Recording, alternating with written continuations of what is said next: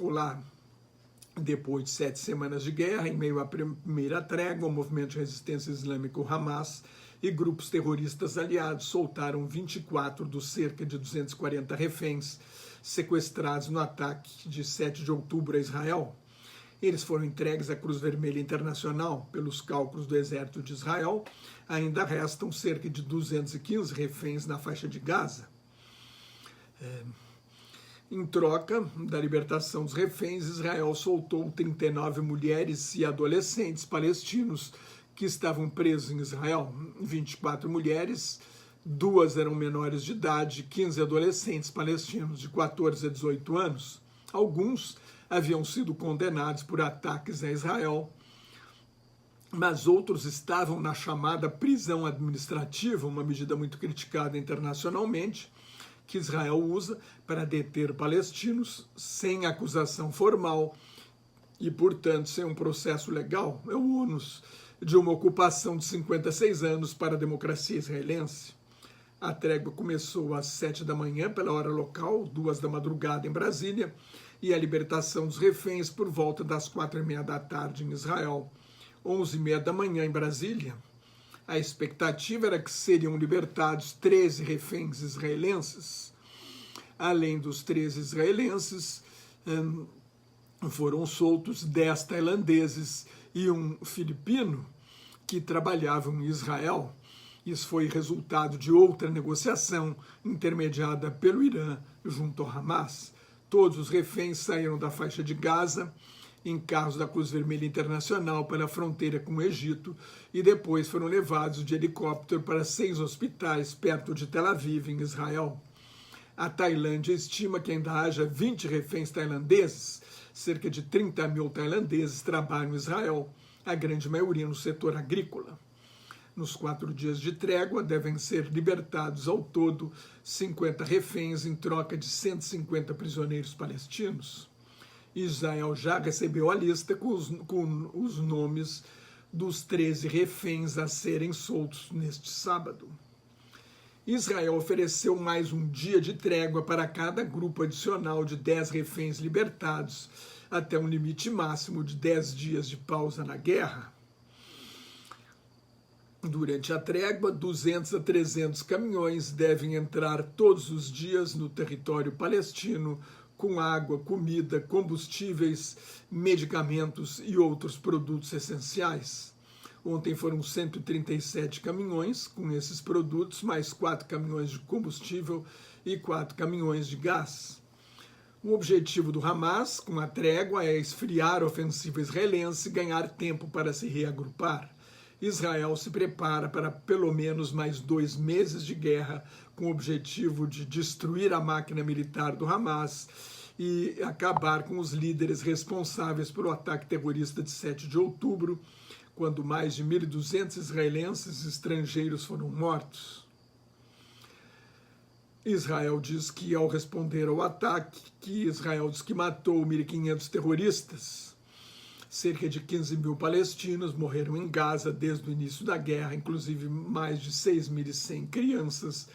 Isso de acordo com as autoridades do governo do Hamas na faixa de Gaza, que está se desintegrando. Ao comentar a libertação dos reféns, o presidente Joe Biden declarou que é só o começo, que vai lutar pela libertação de todos os reféns. O presidente dos Estados Unidos defendeu um acordo de paz definitivo com a criação de uma Palestina independente. Veja o que ele disse: a solução com 2 estados é mais importante do que nunca.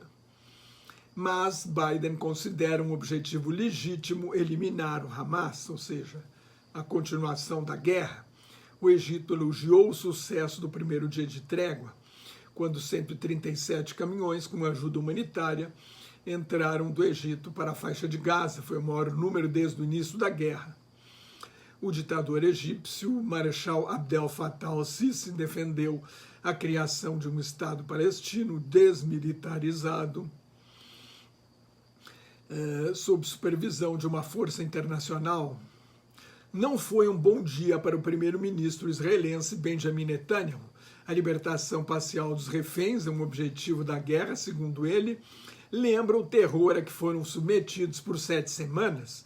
Eles vão contar histórias do cativeiro, quem não foi solto será lembrado, as emoções da tragédia serão revividas, como objetivo declarado do Hamas é destruir o Estado de Israel e matar os israelenses numa estratégia genocida. O reencontro das famílias lembra também o fracasso do governo de Israel ao não proteger mais de 1.200 mortos e cerca de 240 sequestrados no ataque terrorista de 7 de outubro. O prejuízo político cai na conta de Netanyahu, que dificilmente sobreviverá politicamente ao fim da guerra. O governo mais extremista da história de Israel se dividiu ao aprovar o acordo com Hamas para uma trégua com troca de reféns por prisioneiros. 3 ministros da extrema-direita foram contra, alegando que daria uma oportunidade para o Hamas se reagrupar. A questão era qual a prioridade, salvar as vidas dos reféns ou destruir o Hamas? A vida é mais importante ou não? Os terroristas não estão preocupados com as vidas dos palestinos mortos. Seu líder político, Ismail Haniyeh, declarou que os mártires são o preço a pagar na luta contra a ocupação. Mas, sob pressão da opinião pública israelense, dos Estados Unidos, dos países árabes e da maioria da sociedade internacional, o governo Netanyahu cedeu. A libertação dos reféns se deve principalmente à pressão interna da opinião pública em Israel. Se você gostou, desculpe, estou meio rouco e medo de estar pegando uma gripe. Se você gostou, assine meu canal no YouTube, leia o meu blog Globalização em Crise, me siga no Twitter, no Instagram, no Thread e no Facebook, onde colaboro com o grupo Quarentena News. Shalom, que é paz em hebraico, Salam Aleikum, a paz esteja convosco em árabe, é um cumprimento árabe. Muito obrigado, até mais.